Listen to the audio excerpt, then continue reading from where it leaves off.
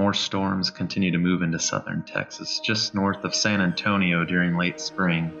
This cold front impinges upon the humid air brought up from the Gulf Coast.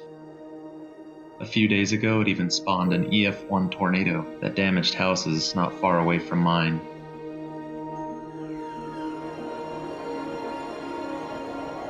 Amazing cloud formations roll into existence, creating a spectacular display, and their structure reminds me of vast nebulas that lie deep in the cosmos.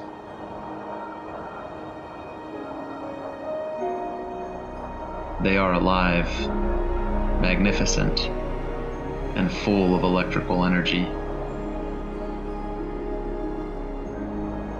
Lightning rips through the air, creating a fantastic display. There is something about a storm that makes me in awe about Mother Nature. The strength, the beauty.